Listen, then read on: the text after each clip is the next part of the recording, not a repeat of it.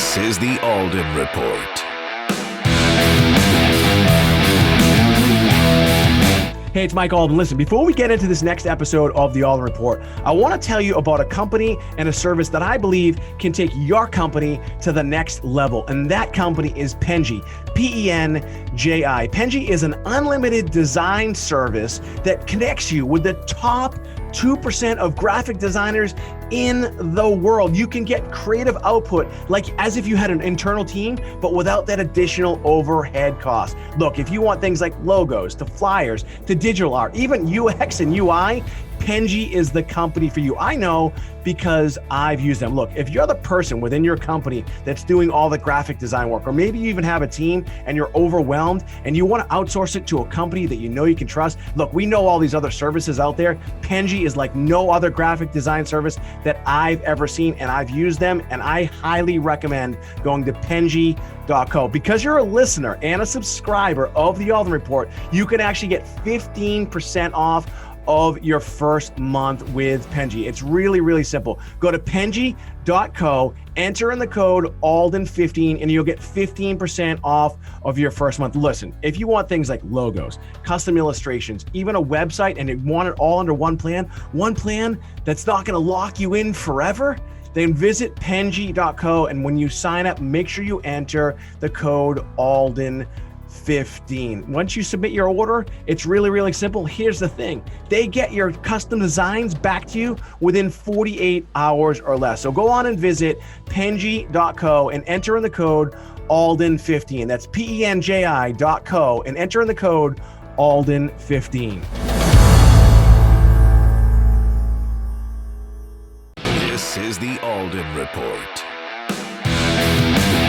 All right. Well, my name is Mike Alden. We are here in Blue Vase Studios, and I'm also rocking the sunglasses that have already been somewhat of a little bit of a controversy with my next guest. He is actually one of three to come back to the Alden Report. He's a #1 New York Times best-selling author. He's a former CEO of a company that has generated literally billions of dollars. He's also the founder of an organization called Alter Call.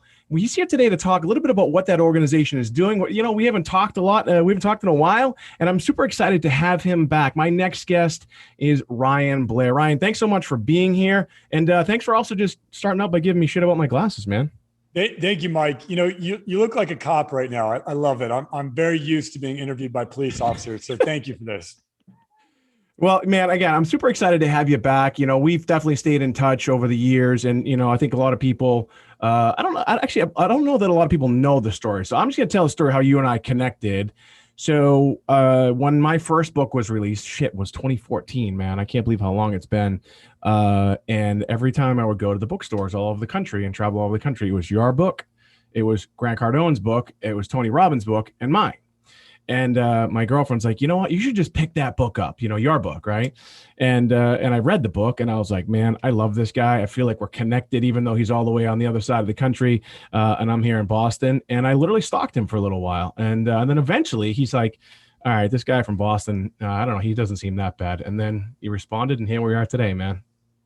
It's crazy. That's what it takes. A little bit of stalking goes a long way. And now we're great friends. So I'm excited to have this conversation with you and go deep with you, my brother. Isn't that crazy, man? Like how things happen. So Grill, tell us, you know, when you were on last time, man, your business success is well documented. You know, you took the company ViSalus literally from nothing to just turned it around. Tell us a little bit about your background. I know we're gonna get deep today. We talked about going deep about a lot of different things, but tell us about your background and your kind of your entrepreneurial journey up until this point. Yeah, you know, I've been an entrepreneur now for 23 years. I'm 43. So I started when I was 20. Let me go even step way back. So when I was a kid, I used to run all kinds of rackets. I had a lemonade stand as a kid. That was like my first job. Then I had 2 paper routes.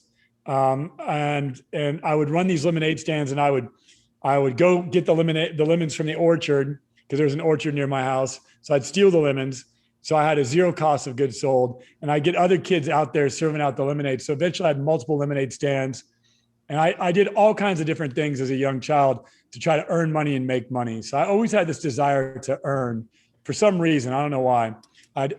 Just the way I was raised, my dad would have me doing chores for money. If I did good in baseball, I would get money. So I always had this desire to earn from a very early age. So naturally, I started as an illegal entrepreneur. And after I did all those rackets as a kid, I ended up losing my mom and dad and ended up getting involved in a gang. And I was really good at stealing and reprogramming computers. So that was my racket. I stole a bunch of computers and I'd reprogram them and sell them. And as a result of that, I learned computers. So at about 19 years old, I decided I wanted to be a legal entrepreneur. And I decided to get into the technology industry. And I started a company called 24/7 Tech. And then from there, I started a company called Sky Pipeline. I ended up selling Sky Pipeline when I was 24 actually, in a $25 million transaction. And then from there, I started a social media company called Path Connect. They ended up merging to create Visalis. And then we ended up spinning out its technology in a variety of different companies. And I've just been heavily involved in different companies, whether it be as an investor, entrepreneur. But what I'm really best at, not necessarily great at, being an investor. Let's say I've had some successful investments, but I'm really great at building things. So I've built some pretty successful companies, and I'm now building my newest company, and I think it's like the 6th company that I've built, and it's called Alter Call. Again, I know we don't have all day, but man, your story is amazing. And I think I remember hearing that story or reading about the story about the lemonade, because I did the exact same thing. Although out here in Boston, we didn't have the orchard, so I'm guessing your lemonade was probably a little fresher. You're probably selling concentrate. I was selling absolutely, squeeze, man. I had those kids fresh squeezing the lemons out there. Yeah, see, that's awesome too. And you did the same thing. I said how I franchised my lemonade stands. I literally had 3 or 4 of them going at the same time, right around my bike, and the paper routes and all that other stuff. It's as a lot of entrepreneurs do listen to this program, a lot of young entrepreneurs, a lot of business owners, and it seems like it's a very common story about, when we start out, right? It's mowing the lawns, here it's mowing the lawns, it's shoveling the driveways, it's the lemonade stands, it's the paper routes. And, guys like us or kids like us at the time, we also kind of go down that route of, all right, well, how can we do this without our cost of goods costing us much of anything? But you hear that a lot. And then, at what point did you decide at a young age to start to change your ways? Because, you didn't grow up easy. It was difficult, growing up. I know that your stepdad was really also influential in your life. At what point in your life, who guided you, so to speak, to say, hey, you know what, Ryan, you're either going to be a criminal or a law-abiding citizen? When did that happen? I made a deal with God when my mentor and stepfather came into my life.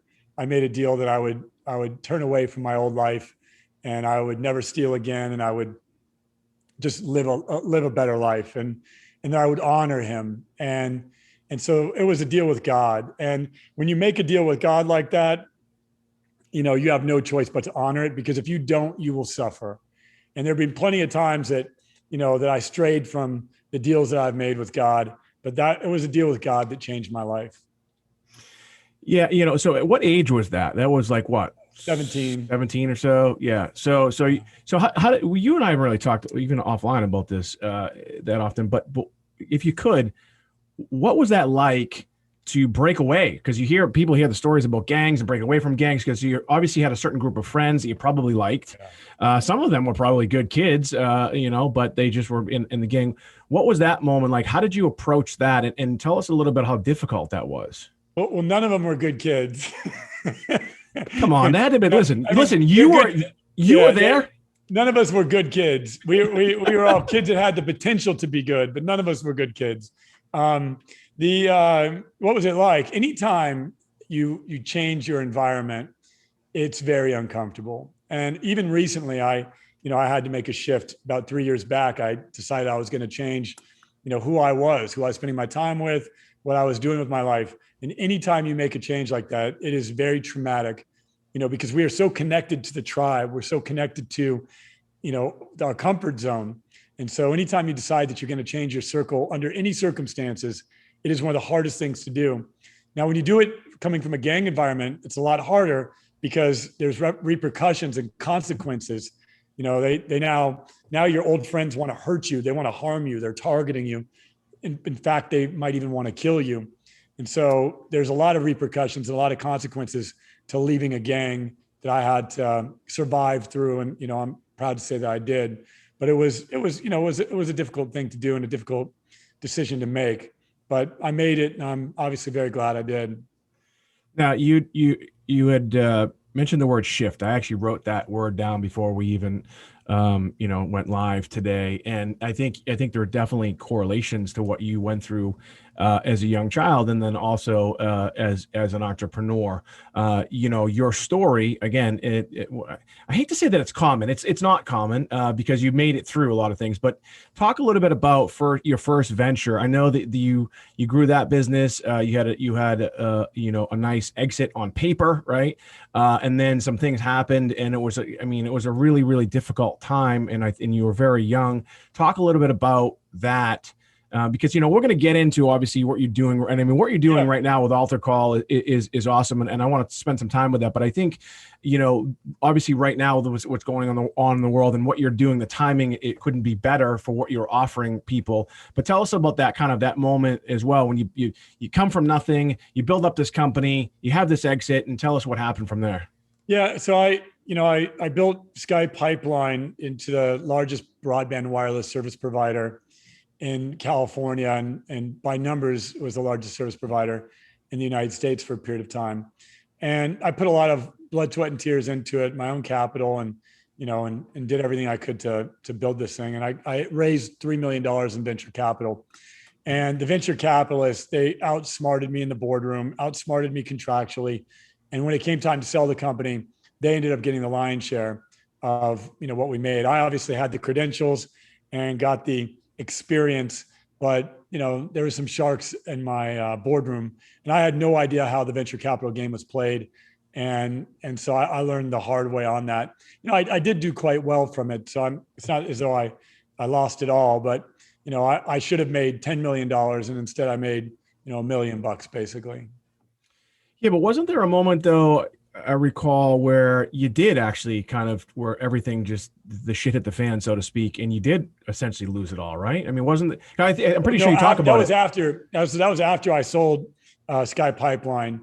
I then decided that I was gonna, explore my desires, let's say, and I went and had a lot of fun, spent a lot of money on, on stupid stuff, and went broke right after I sold Sky Pipeline. So I burned through a ton of cash, moved to LA, started, hanging around the wrong people, pursuing the wrong women in particular. And, as a result of that, and just I just didn't have the understanding of money and the appreciation of it. I didn't even appreciate money until not too long ago, because I could just make it so easily. So everybody else is I never had a relationship with money where I really cared too much about it. I still really don't care so much about it, but I appreciate it a lot more than I used to, because I've just always been able to make it so quickly that I never really paid much attention to saving it, because I was like, I'll just go make more. And I never really valued it. Having come from poverty, I used to live in a 1-bedroom shack in abject poverty, getting hand-me-downs from thrift stores. Like, we couldn't even afford to buy the stuff in the thrift stores. I had to get the stuff from the back of the thrift store that they couldn't sell. And I wore that stuff. And I wore the same clothes every single day, filled with stains and holes.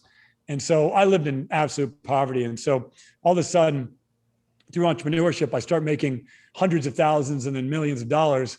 And I was just like, this is too easy. And so I burned it almost as fast as I made it. I made it faster, but I burned it pretty fast too. A lot of people, you always hear the saying, never forget where you came from. I think there's some value to that, but you didn't stay there. But that kid, I'm still that kid from the project. I think this is why you and I obviously have connected so well. Do you still have that? Do you remember that stuff? Is it burned into your brain, those days when you're going to, the thrift stores? And I'll tell you why I asked the question. My daughter, the whole thrifting thing is like an in thing now, right? So my daughter, wants to Yeah. go to thrift stores, right? So Yeah. I've gone to thrift stores with her, and I get like PTSD from it. I'm like, I don't want to be the smell, everything about it reminds me of like when I was a kid, and I'm like, but it's like kind of the in thing to do. So do you still remember? Does that still drive you? Is it still a part of who you are? Yeah, I mean, it certainly is a part of who I am. I'm completely integrated and whole around my entire journey. The the things though, there are some things that I catch myself doing, the juxtaposition between being rich and being poor. So like there's things that I do and I'm like, that's the poor kid. Okay, that's the rich kid. And so there are things that I do that just are, like for example, I have this cabin in the middle of the woods and it's a little 400 square foot, tiny shack. And I go there and it's in the middle of nowhere. And it reminds me of the home that my mother and I lived in when I was a kid. And, and I can be in that home and enjoy it.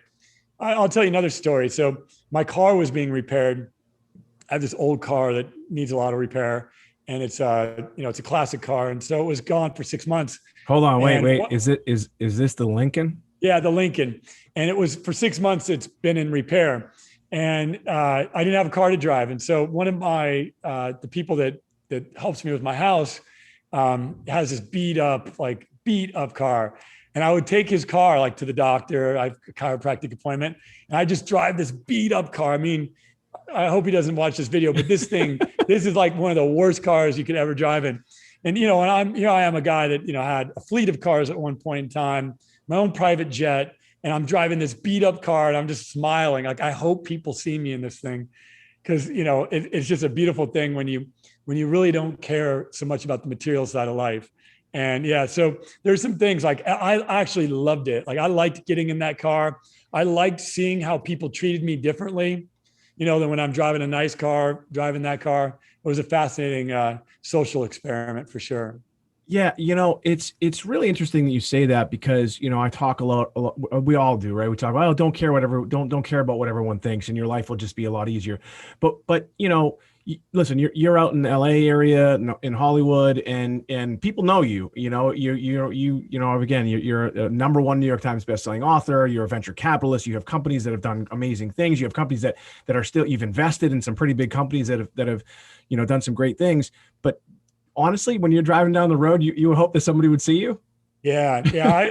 I frankly, I want the rumor to be that I'm absolutely poor and that I want to be so underestimated. Like I literally want every single person out there to believe like I want them to think that I'm poor and I'm eccentric. I don't want people paying attention to me, man. The more that you have people paying attention to you, the more lawsuits you attract, the more drama you attract in your life. Like I want people to forget about me completely so I can just build my thing that I'm building right now.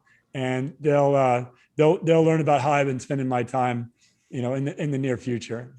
In a second, I want to get into that thing that you're working on now. It's pretty awesome what's happening in the movement with Alter Call, folks. We're on with Ryan Blair. He is a #1 New York Times bestselling author, former CEO of a company, publicly traded company that has generated literally billions of dollars. He's an investor. He's a motivational speaker. He motivates me every day. And if you'd like some more information about Ryan Blair, you can just check out his Instagram. It's Real Ryan Blair.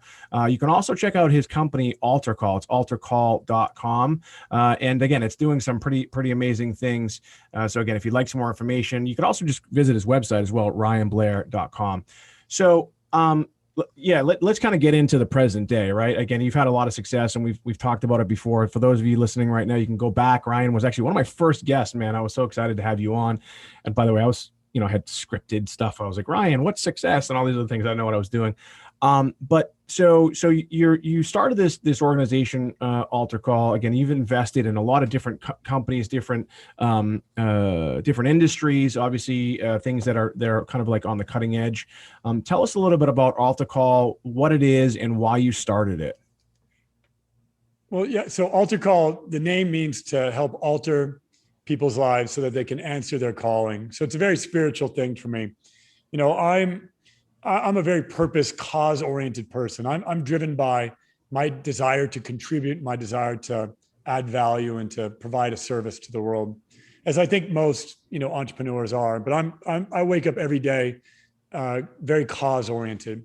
And so a lot of people don't have that. A lot of people don't know what their purpose is. A lot of people are stuck. A lot of people find themselves in a situation where they may have an entrepreneurial vehicle, but they hate it. They don't like the company that they've created, or they've created a company that basically is a job for them as opposed to the lifestyle that they're seeking. And so I work with leaders and entrepreneurs, and I help them basically get rid of the things in their lives and to reduce the things that are causing them frictions. That way they can take off.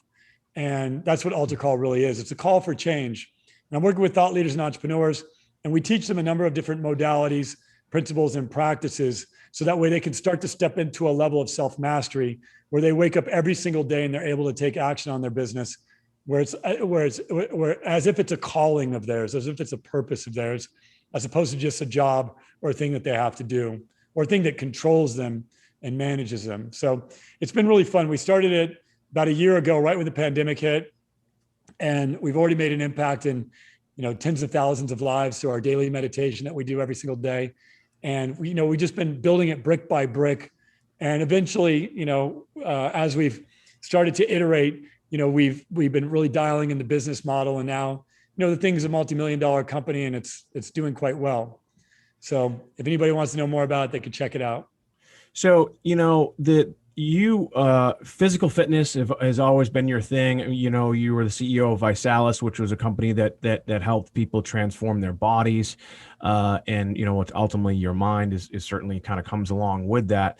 But tell us a little bit about, we talked about shift and your kind of awakening, so to speak, when you're like, you know what, man, I got to start working on my own kind of like thought process, my own mental health, because you've had amazing mentors and you have access to pretty much anyone in the world. But you really worked on yourself, and it's got to be a difficult thing. I've been to your house, right? I've driven your Ferrari. I mean, you've kind of reached the pinnacle of success, but there was a point, I think, within the past few years where you're like, you know what, man, like you kind of touched upon, like, none of this shit matters. Tell us about that, your own transformation. Well, when my mother passed away, so I was a mama's boy, I still am. And a lot of my drive, I wanted to make her proud. And I had a lot of holes inside of me from the traumatic experience that my mom and I endured, the way the way I was raised by my father, and, the environment that I was in. And so when my mother passed away, I made a deal with her as she was transitioning that, she had been in a lot of pain for a long period of time. And I told her, like, I need you to go with grace, because I didn't want to see her in pain and agony. And I explained to her that the amount of pain that she was in, it was costing me. It was taking a piece of my soul each and every single day to know how much pain that she was in. And so I went to her and I told her it was time, and that if her soul was still hanging on because she was worried about me, I would be fine. And, we prayed together, and we made a pact. We made a pact that she was going to go with grace, and that I was going to make her proud. And the moment that happened, something changed in me. It was almost as though a spiritual energy was released. Not only was I carrying a tremendous amount of trauma and anger that I had stored up my entire life, all of that surfaced and needed to be healed. And so I just basically spent 2 years after she transitioned doing nothing but really going deep into meditation and to breath work and various healing modalities, knowing that at some point in time I would craft a new me, that I would create a new version of me that was stronger and more powerful and more capable than any version prior. And so I just went deep and put in, I treated it as though it was my full-time, I don't want to say job, I would say full-time obsession, to figure out how to heal the trauma, to heal the things that I had done that I regret, sins and things like that, to heal the holes that were put into me by my father, and the low self-esteem and lack of confidence, and some of the things that were deep inside of me, and to then also heal the traumatic 7-year experience that I had as a result of my mother's, fall down a flight of stairs. She was in a coma for 2 years, and And then also my son had autism during that period of time. And so I had to help him heal as well. And so I just basically spent 2 years doing nothing but healing and getting to a position where I could then one day lead at my fullest capacity. Now, again, I know you're with Alter Call. You like you said, you're helping people all over the world, kind of work through this stuff. But when you were going through that really difficult moment, I mean, I know how close you were to your mom, and like you said, it was a long, drawn out thing, and it had to have been so difficult to see the pain and the suffering that she had gone through, and then ultimately, she, like you said, she transitions, she passes. Nobody can prepare for that. I think about both of my parents are still here. I just can't even think about it. But when that happened, obviously you felt that, that kind of that inner change, but also you had to have felt lost. Where did you turn to? Who did you turn to? How did you discover this stuff? Was there a few months or weeks or what have you, like, man, I don't know what to do. I don't know where to go. The reason why I'm asking is because the people listening and watching right now, they're all feeling that too. Maybe not at the same level, but I think all of us have those moments in our lives and we just don't know what to do. Tell us about what you found and how you found it. Well, there was about 8 months worth of, so when you lose somebody you love so much, you don't get over that right away. And everyone around you, they just expect you to get over it. Like they'll tell you things like, you're strong, you'll get through this, you've gotten through other stuff. And you're like, are you kidding me? I just lost my mother, and I'm not the right person to talk to when I was in that state, because I had a lot of anger in me. So I went into a state of isolation for 8 months where I didn't speak to anyone other than people that people that I had to. I'm saying I had to be forced to have a conversation with someone. So I went deeply internal during that 8-month period of time, and I turned to God, and really went internal. I didn't seek mentorship from outside sources. There was a couple people that came into my life that were friends that I'd known from prior, that showed up a couple of key points, but it was pretty much 8 months of doing time by myself. Well, now when I think about that, man, I just wrote down the word isolation. Like that. I just can't even imagine. I mean, you and I had talked. I remember when you were going through it, and I'm all the way out here, and you're there, and I remember texting with you and chatting with you here and there, and kind of seeing and hearing in your voice, the difficult time. So it's. I guess what I'm trying to get to is that was there one thing where you're like, because earlier you talked about routines earlier as well, like, so you're going through this difficult time, your mom passes, you're isolated, you had also exited, I think, Visalis at the time. There was a lot of shit going on. You mentioned lawsuits earlier. Like by the way, you've been open and honest with all this stuff anyway. So we're not revealing anything that you haven't already talked about. I was facing $1 billion worth of lawsuits at the time as well. Yeah. I mean, because, you and I, again, so we're on with Ryan Blair. Ryan and I are friends. So we were kind of talking earlier. We were kind of joking around. Let's talk about some deep shit, and let's talk about some deep shit, because as entrepreneurs, we go through that you got the family stuff that's going on, your son who you love so much, and you're a great dad, and you've met Reagan, and so you're like, tell us about, So I was going through a custody battle. Yep. So I wasn't allowed to see my son for 6 months of the 8 months that I was referring to. That had to have fucking killed you. Yeah. The only person that I loved outside of my mother was my son. Like, when I say deep love in my family, and there's other people I love, but like my source of love came from my mother and my son. And, that everybody else kind of wanted stuff from me in my life. Everybody else was along for the ride at the time. And I was no longer able to see my mother, of course, because she transitioned, and I wasn't allowed to see my son either. And so, and then people were I went through this terrible custody battle. She was being advised by some bad attorneys. She said some things about me that weren't the truth to the media. So all of a sudden now people are kicking me when I'm down. People are spreading lies and rumors about me. Friends have left. Friends are gone. Friends have chosen to believe that narrative as opposed to what the truth was. and so forth. And so it was, but in a weird way, I knew that God was preparing me for something great. So I knew that no matter, like, I was just like, bring the punches. Like I'm a fighter, man. You got to kill me to knock me out of the game. And all those people that thought I'd never get back up, they're incorrect. And but when you wake up in the morning though, like, when you're going through that shit, I went through, we didn't even talk about this. I went through a bit of a custody thing with my daughter, recently.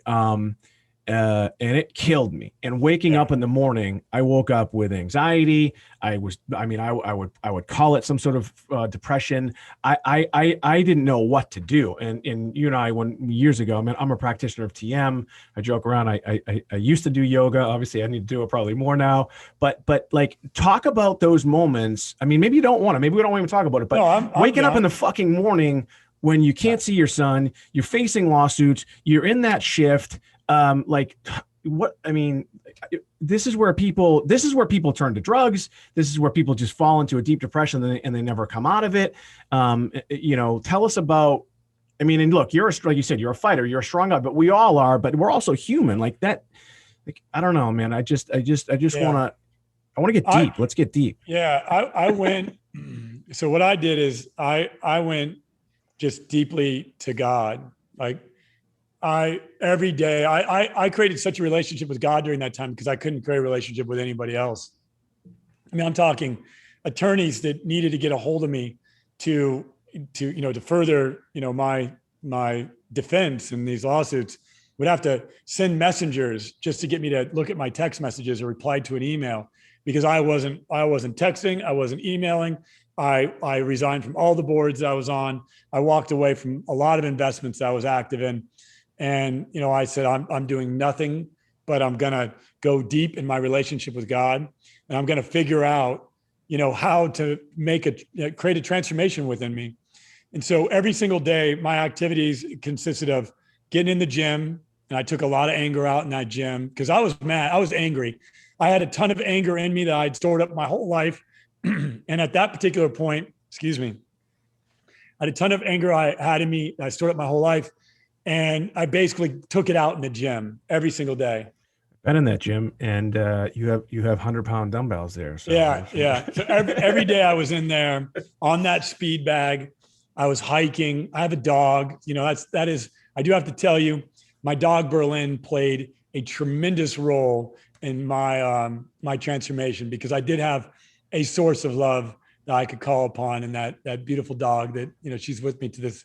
Isn't that the beautiful thing about pets too, right? They just they don't know what's going on in the world. They just love you unconditionally. You also have do you still have the parrot? You have a parrot, right? Yeah. I got a parrot named Zodi that I inherited from my mom and stepfather.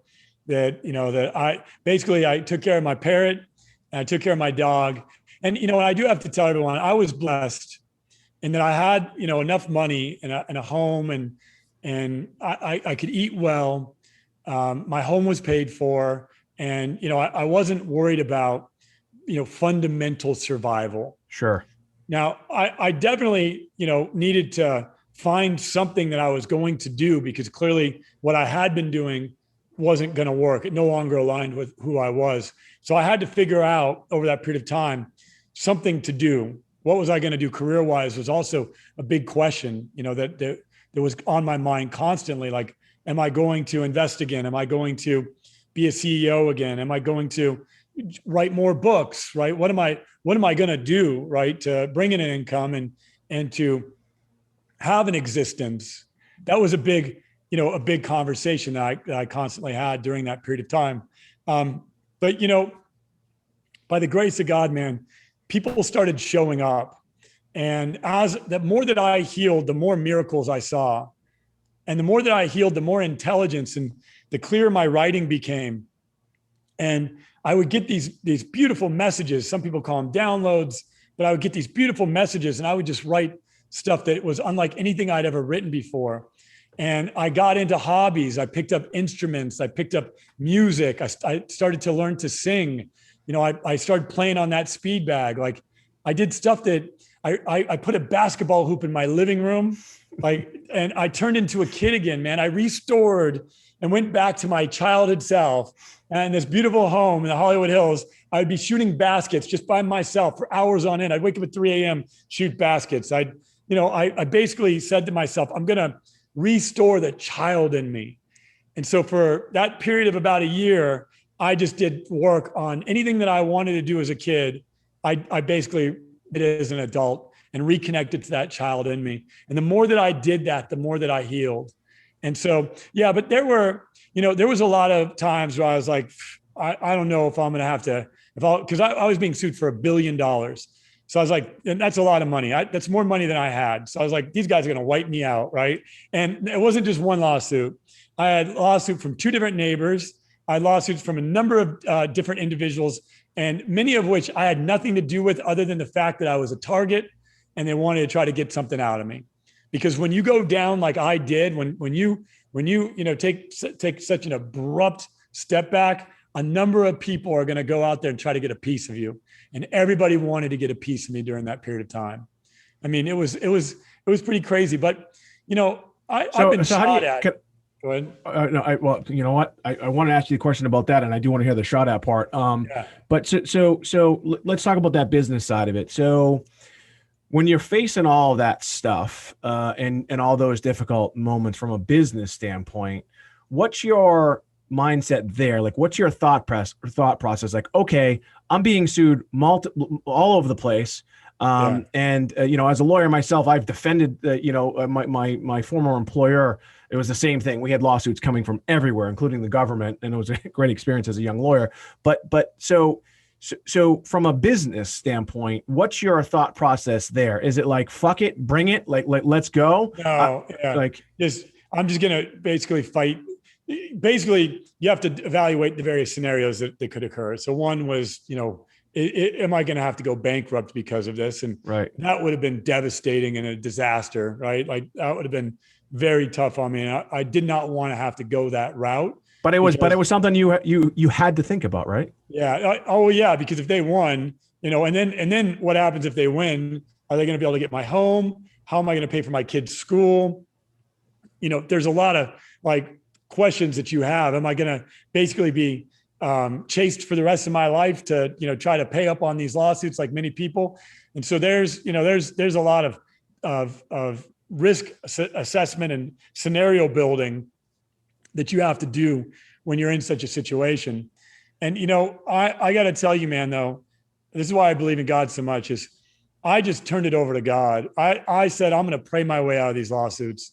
And I prayed. And I'm fortunate enough that I always bought and paid for great attorneys. So I never went cheap on attorneys.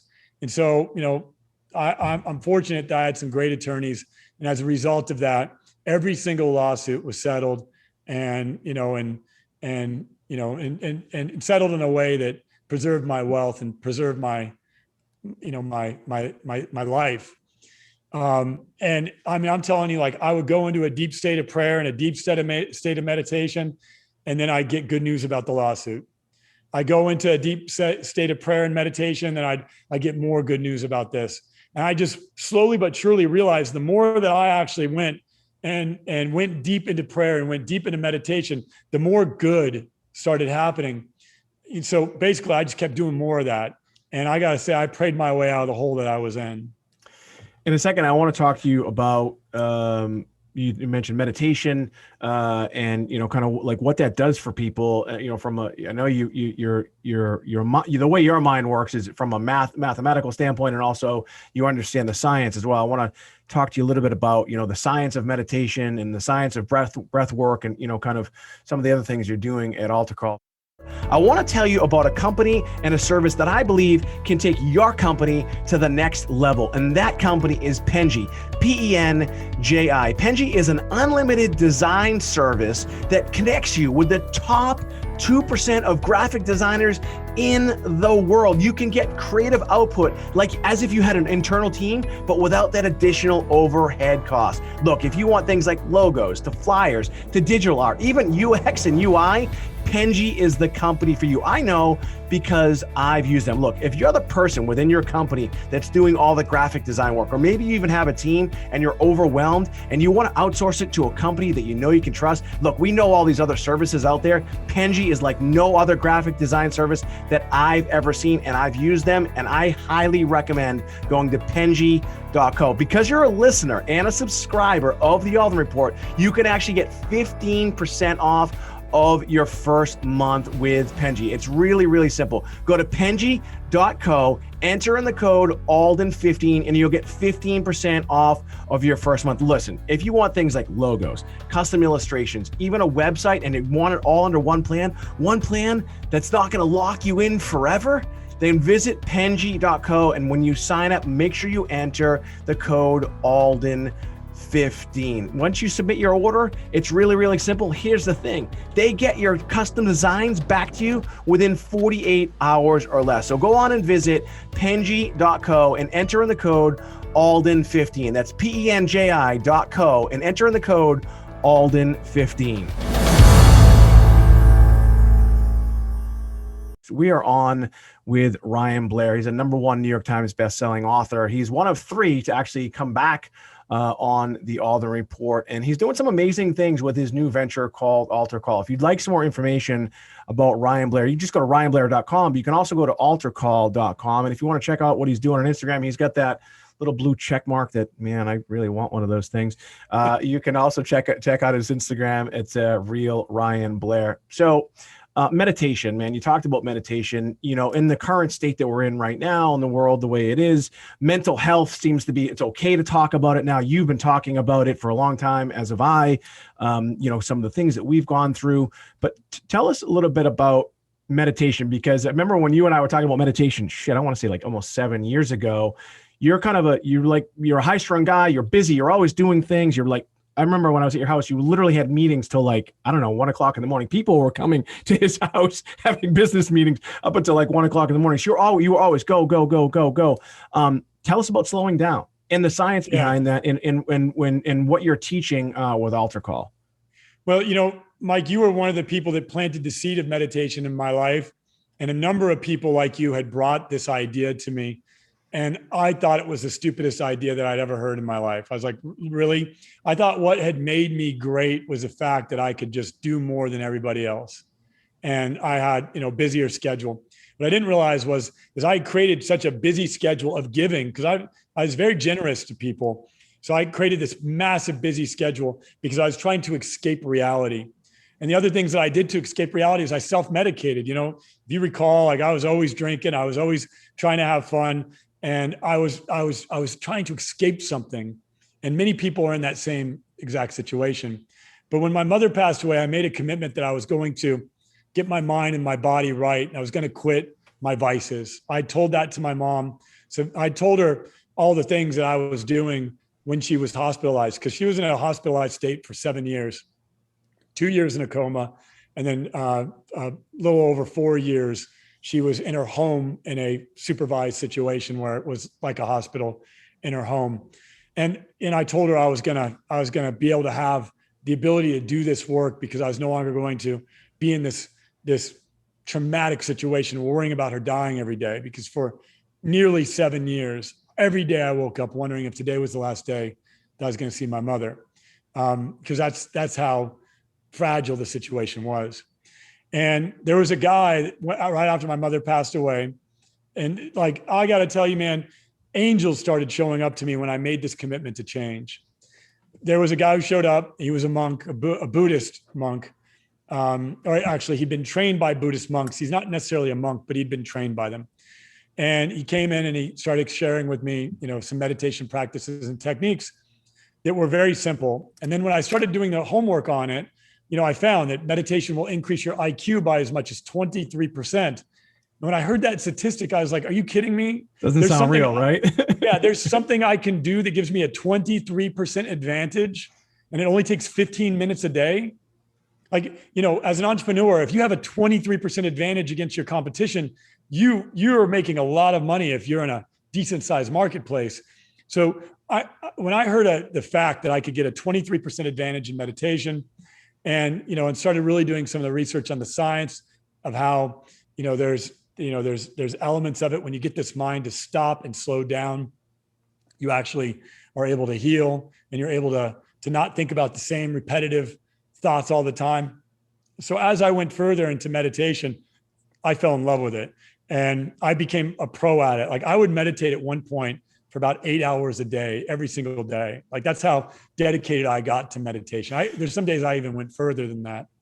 Can I ask you about that part? So when you say 8 hours a day, were you 8 hours a day still, or because a lot of times people talk about how they're in a meditative state when they're I know you love to hike and walk, because where you live. Was it at complete stillness, or was it a combination?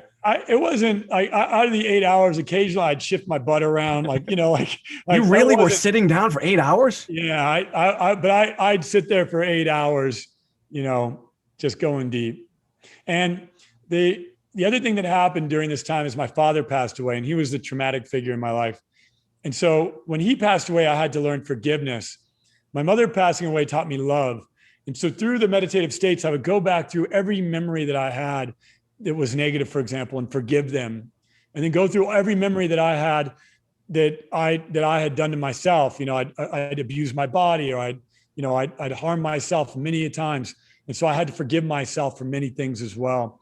Forgive myself for not being the best father that I could be. Forgive myself for not being the best brother that I could be. I had to go deep into forgiveness. And so that was about 3 months worth of deep meditative work right there when my father passed away. And that was, I basically, the moment I found out he had elevated, I went and made a connection to his soul, and then just started doing the forgiveness work. And I started doing that. And I probably went for a good 3 months nonstop, didn't leave the house, with the exception of I go hike, come back and meditate, go hike, come back and meditate. And as a result of both of their transitions, I was able to do such deep work. So I'm a lot of people, when they lose their loved ones, they still have a lot of pain toward it. And I'm sure you can see with me, I have zero pain toward the loss of either of them, because I didn't really lose anything. I actually gained something tremendous as a result of their transitions. So meditation was huge for me. It still is. And I teach people meditation every day for free. I literally have 300 plus people a day joining me every day, teaching meditation to people all around the world. Let's talk a little more about that. So that's all. So you go to altercall.com. People can just meditate. You do this every day. People can just do it for free. 7 days a week. Tell us about that and what it is, how it works. Yeah. 7 days a week, man. We get together via Zoom. And I say a few words in the morning. We welcome people. We do a quick prayer, and we're non-denominational. We accept all faiths. We got Muslims doing it, Hindus, Buddhists. We just do a quick prayer together, and then we go into a state of meditation for about 25 minutes. And it's a privilege to be able to do that. Many people have shared with me that they've gone through their dark night of the soul as a result of being a part of my meditation group. And I've been doing it for 436, day 436. So I started it on March 17th, 2020, right when the pandemic hit. And I've been doing it every day since. That's amazing. What else do you teach at Altar Call? So I know that there's a lot of breath work that you do. I think there's even maybe a nutritional aspect of it. Tell us a little bit. Yeah. So if someone were to go to altercall.com, the meditation thing for free is amazing.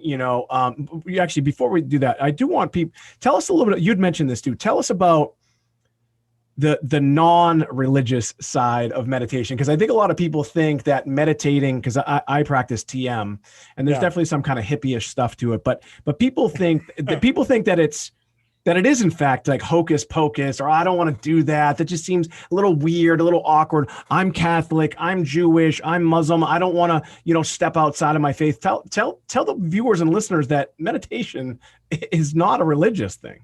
Yeah, no, it's not at all. But it is found in every religious text. The Bible has it, Hinduism has it, the Muslim faith has it, the Catholic monks do it. Every religious text talks about meditation as a practice. So everyone that I've studied many of them. So meditation is a part of activating your mind to a different state of consciousness. See, we are in a state of consciousness right now where we're constantly distracted and interrupted with our Instagram, We're escaping our reality by going into Netflix and binge watching or binge eating or binge drinking. And so meditation allows you to get your mind to a place of neutrality where you just go to zero, to stillness. And so it's not attached to religion whatsoever. And in fact, now there's a whole movement of atheists. Bill Gates, for example, recently started meditating. And he shared that he doesn't do it for the spiritual purpose at all. He does it 100% because of the science that supports it. But one of the things that we're learning is a lot of these crazy spiritual practices that we've seen and judged. Turns out that there's a lot of scientific substantiation to these practices. There's many books that have been written about the power of prayer. Many doctors prescribe it prior to surgery for a reason. Many books written about the power of meditation, and none of it has to do with dogma or a specific version of faith. It all has to do with being able to train this mind. You have to be able to get above your mind, and you have to be able to expand your thinking. See, we think the same thoughts every single day. And so when you go into a meditative practice, you're actually saying, I choose to put these thoughts down so I can pick up some new thoughts.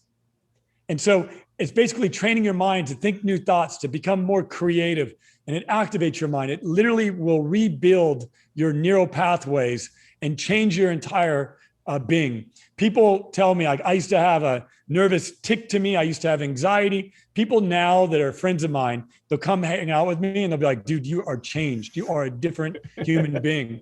People tell me you're grounded. I'm like, what does grounded mean? I don't know what that means. People tell me that I'm completely different. My voice has changed. My connection to my body has changed.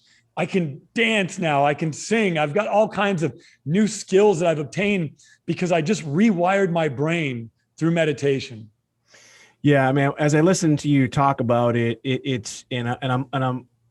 I hope that people who are listening and watching are really listening to what you said. If not, rewind it and listen to it again, because meditation pretty much saved my life and changed my life. I've put I don't know, over 25 people through TM. And by the way, when we talk about meditation, there's different forms of meditation that work for people, and some do and some don't. But I think when you listen to Ryan talk about this, and if you've heard his story, and if you've heard of the difficult things that he's gone through in his life, and then you also heard about how meditation really was the big thing that kind of changed his life and helped him get through those difficult moments, So if you're listening and you're looking for something, go to altacall.com. I mean, you offer it for free, right? Did you say the meditation's free? Every single day. Yeah, for free. And we've helped thousands, tens of thousands of people. We do a guided meditation. So it's real simple. You just close your eyes and listen to us take you on a guided journey. There's a little bit of music playing. And if you don't do a guided meditation with me, just go outside and listen to the birds. Try to train your ear. Meditation will teach you how to listen too. So many people have challenges listening. And when you actually go out and you train your ears to listen to the sound of the birds singing, if you don't have birds in your backyard, then play some meditation music with birds in it, and just sit there and see how long you can go without a thought interrupting you. And eventually, over time, you'll be able to go a great distance without thoughts interrupting you. And like you said, eventually you can activate a meditative state throughout your entire day. I know that you offer some additional programs with AltaCall. I think one of them is where people can come to your home, I think, and work with you and your team members. Tell us about what that's like. I've seen it. I mean, we're coming hopefully out of COVID. I think you even did some stuff during COVID. I'm not sure how that worked, but I'm sure you're obviously very careful with that. So if someone really they're listening to your voice right now, they're hurting or they're looking to improve their life, whether it be business or personal life, and you've resonated with them, they just want to go all in. What could they do with you and your team to really just dive in? Well, it's a great question. So I put a team together. I have a fitness expert, a nutrition expert. I have a psychotherapist that's on the team. And I've got a variety of other coaches and trainers that are part of a team that I have that's basically serving others. So basically, if people want to go deep, on the other side, we teach foundational modalities, but then we also teach principles and practices. And a lot of the principles that we teach are around leadership, because the people that I work with are entrepreneurs. These are people that are running 7-figure, 8-figure companies that their companies are running them, and they need to be able to learn these tools and practices. So I teach philosophies around entrepreneurship and around leadership, as well as the modalities that we were just discussing. And we do events. We do events at my house, or we'll do them at various destinations. We also do virtual events as well for those people that can't attend in person. And basically, I've dedicated my life as a teacher. When after so there was an interesting story. This kid shows up to my house after I had broken through to some new levels of healing and new levels of knowing. This kid shows up to my house. He's got two hearing aids in his ear. He's a Persian kid, so he doesn't speak very good English. And he's saying, "I need you to be my mentor." He'd read my book. He'd found out where I lived, and he's sitting out in front of my house, and he won't leave. And he's begging me to mentor him. And I took him through some healing practices. I took him through meditation. I took him through breath work, and I watched this kid transform. And he no longer needs hearing aids. He's a completely different individual than he was. And he's activated. And so when I saw him make that shift, and he was also doing drugs at the time, and now he's drug-free.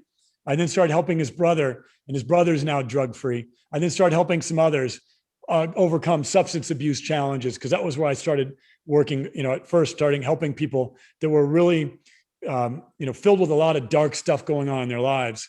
And as I started learning, how to teach these practices, I then started teaching more people and more people. And now I've taught 1,000 people in the year that I've been doing these various meditative practices. And now I'm teaching, entrepreneurial leaders. I'm teaching all kinds of different people right now from all different types of entrepreneurial vehicles. I would just say too, I know what you're teaching, and I know what you've learned throughout your life as well. And I just know the stuff works, man. And so I want to thank you, for coming on today and spending some time. But before I let you go, is there any last thoughts for our viewers and listeners you want to leave us with? Yeah. There's three things that you need in life to become successful and to get out of a hole, to make a shift in your life. You need effort. So if you heard about my story, you heard me tell you that I spent 8 months. I was faced with more challenges than most people ever faced. And yes, it was hard, but I brought the effort to the situation. So I put a tremendous amount of effort in rebuilding me. The other thing that I had is faith. I had faith in a higher power. I had faith in God. I had faith that all of this negativity that was coming my way, all of this chaos, and it was pure chaos, I believed I would somehow transmute that into positive, that every punch I took, every time I was kicked while I was down, somehow I thought I was going to absorb that energy and turn it into positivity. And then I had trust. I trusted that if I followed this path, and if I trusted God, I trusted, that everything happens for a reason. If I had trust, that I would become successful in my endeavor. And as a result of having effort, faith, and trust, I rebuilt myself. I'm healthier, happier, having more fun. I'm contributing more than I've ever contributed. And my business that I just started is already a multi-million-dollar company, and it's growing at a very fast rate. And so I have no doubt that this business will certainly surpass anything I've ever done prior. And how did I get there? I had effort, I had faith, and I had trust. I had trust in the process. And that's the thing I want to leave with you, is I realized the process that I was going through, the process of transformation. I knew the seeds were planted upon my mother's elevation, but the process of transformation that I was going through, I knew that something would emerge from it. I didn't know what, because you never know how you're going to turn to the good, but I knew that somehow it would be great. And now I look at what I built in this short period of time with Altar Call and the team that I've been able to assemble and the clients that we have. And I realize that, wow, that everything does happen for a reason. There are no coincidences. You just have to take action and make a commitment. And so that's it for me. God bless you. I appreciate you, Mike. Wow, man, that was beautiful. Effort, faith, and trust. Folks, we've been on with Ryan Blair. He's a #1 New York Times bestselling author, former CEO of a company that generated literally billions of dollars. He's also the founder of Altar Call and altarcall.com. You heard him talk a lot about, what his organization is doing for people. You heard his excitement, and you've heard his commitment as well to you and to your loved ones. And if you want to, experience what he's experienced, visit Altar Call Ryan, I tell you, I'm blessed to have met you. I'm super excited to connect and stay connected with you. And I want to thank you again for spending some time with us here on the Alden Report. My name is Mike Alden. That's Ryan Blair, and we'll see you soon.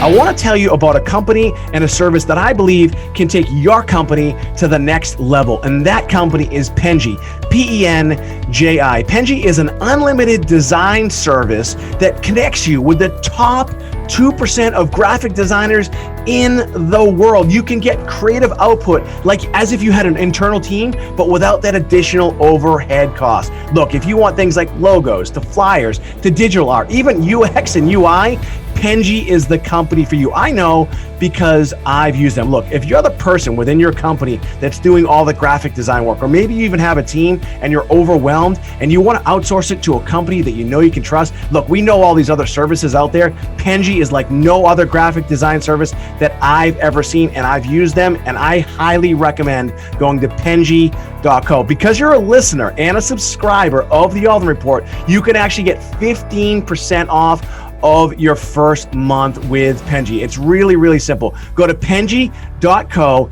enter in the code Alden15, and you'll get 15% off of your first month. Listen, if you want things like logos, custom illustrations, even a website, and you want it all under one plan that's not going to lock you in forever, then visit Penji.co, and when you sign up, make sure you enter the code Alden15. Once you submit your order, it's really, really simple. Here's the thing. They get your custom designs back to you within 48 hours or less. So go on and visit Penji.co and enter in the code Alden15. That's Penji.co and enter in the code Alden15.